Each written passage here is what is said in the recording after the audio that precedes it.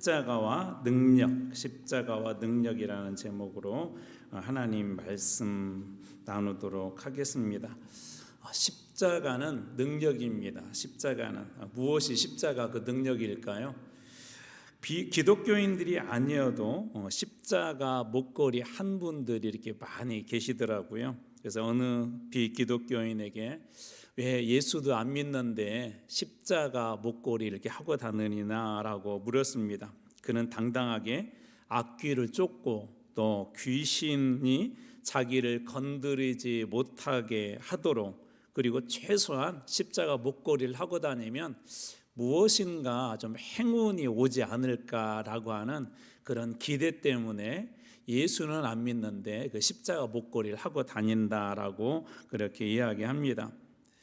실제로 십자가를 무서워하는 그런 그 존재가 있다고 영화나 실제는 아니지만 그 드라마 또 소설 같은데 그 등장하는 그런 존재도 있지 않습니까? 우리가 잘 아는 흡혈귀로 알려진 그 드라큘라인데요.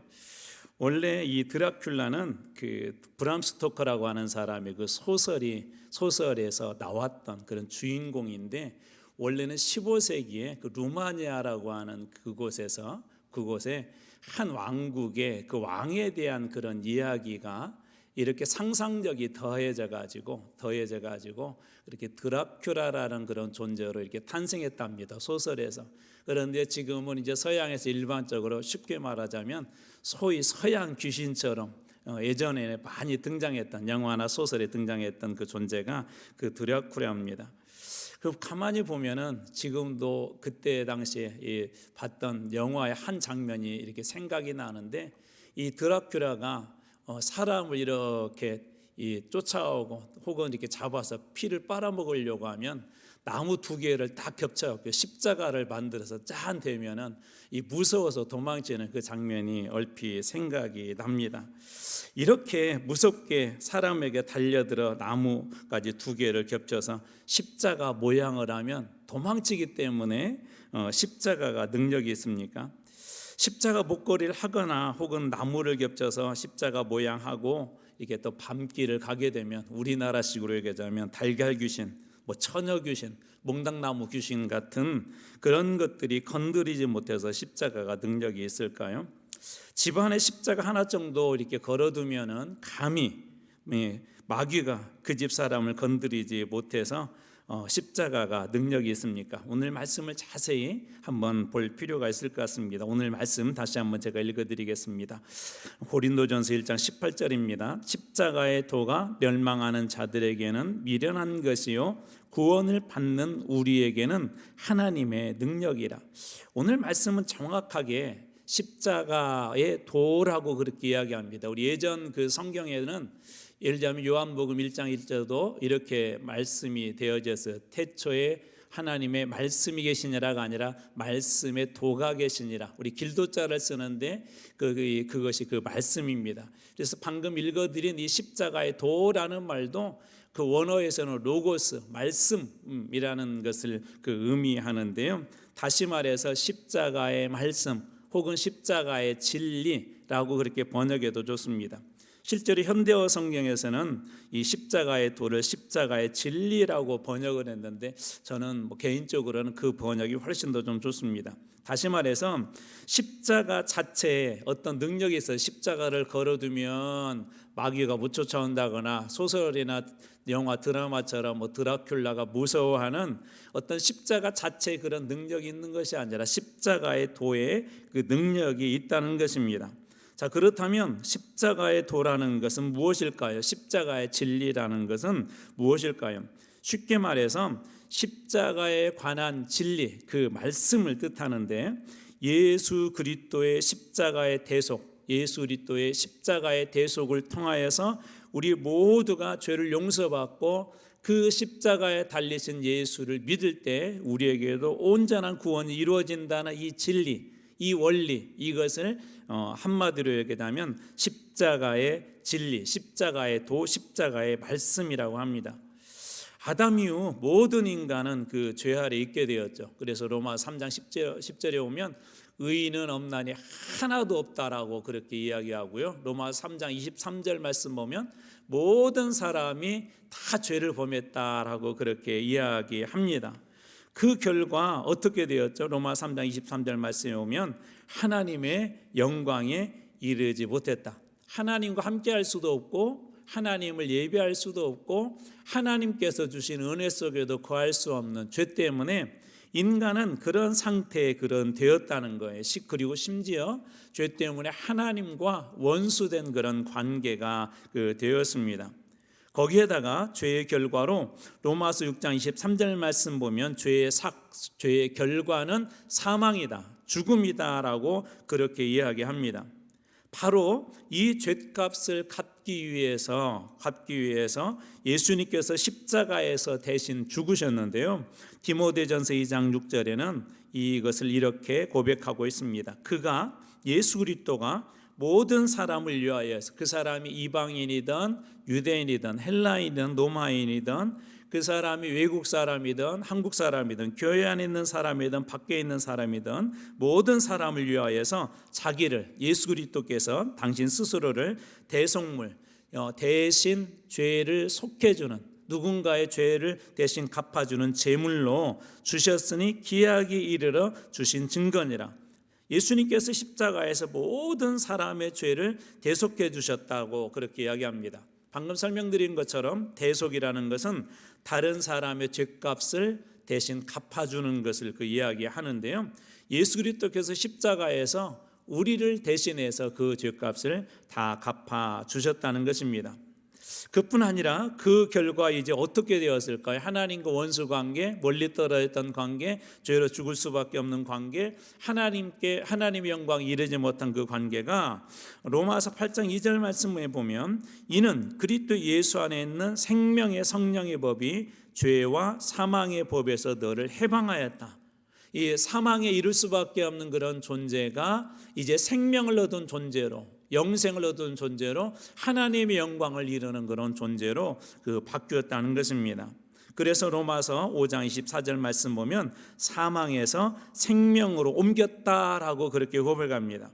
영원히 하나님과 함께 할 수 있는 영생의 길이 열렸는데 이것을 십자가의 도라고 이야기해요. 십자가의 진리, 십자가를 통하여서 우리가 구원을 받는다고 하는 그 진리, 바로 이것이 십자가의 도입니다. 간단하지만 기독교의 진리가 이 십자가의 도 안에 가득 들어있죠.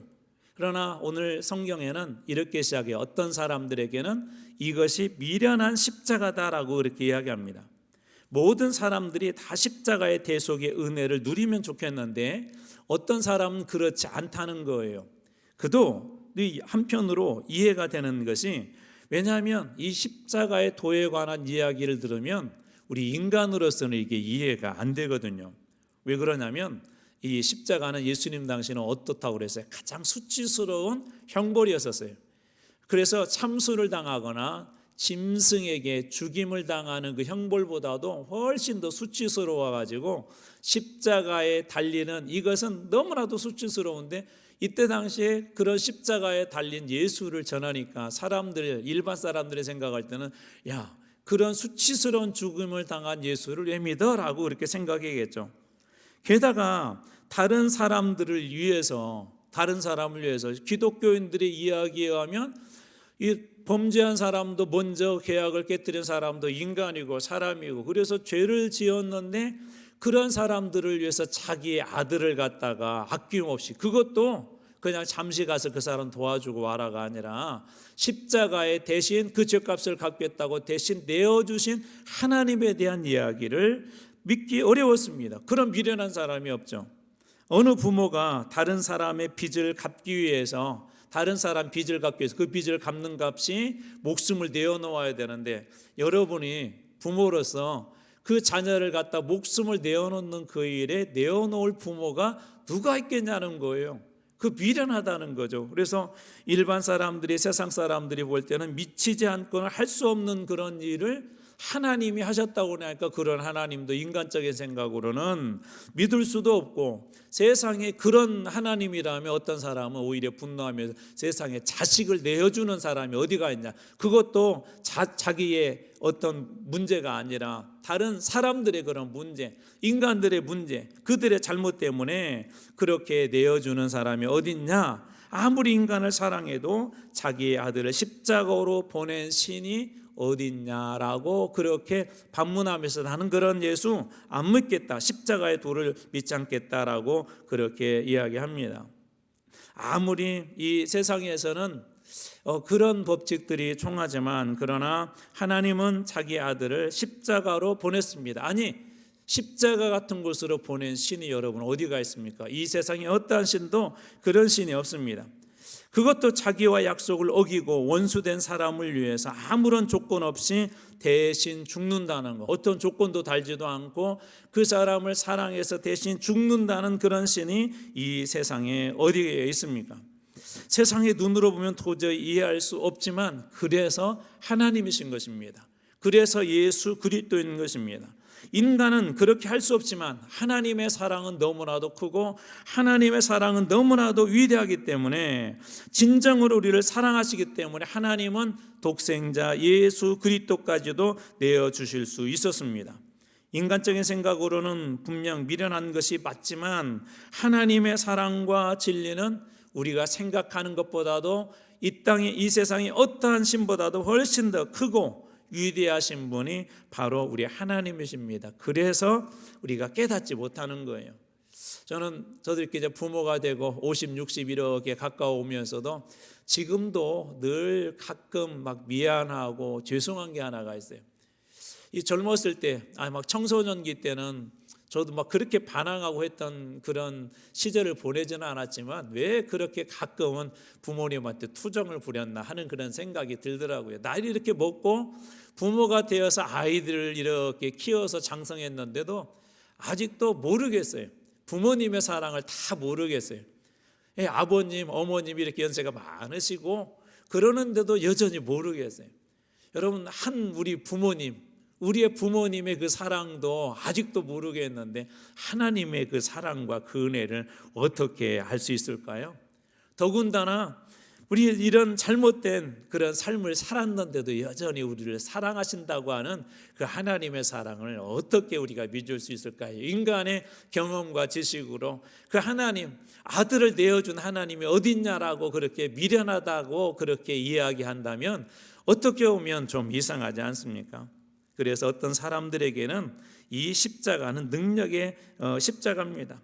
세상 사람들에게는 이 십자가가 미련하게 보이지만 구원을 받은 사람, 구원을 받을 사람들에게는 이 십자가는 진리이고 능력입니다. 세상과 똑같은 사랑이 아닌 것은 분명합니다. 그런 이 세상은 여러분 어떻습니까? 이 세상에서는 그 사랑도 어떻게 보면 이기주의죠. 내 가족이나 나를 위한 사랑들은 잘 베풀지만 누가 다른 사람들 위해서 죽었다는 의인들의 이야기가 감동을 주지만, 막상 우리가 그런 자리에 던져진다면 누가 감히 내 목숨을, 다른 사람을 사랑한다고 내어놓을 만한 사람이 얼마나 되겠냐는 것입니다. 이 세상에서는 이기주의고 타인을 위해서 희생하려 하지 않습니다.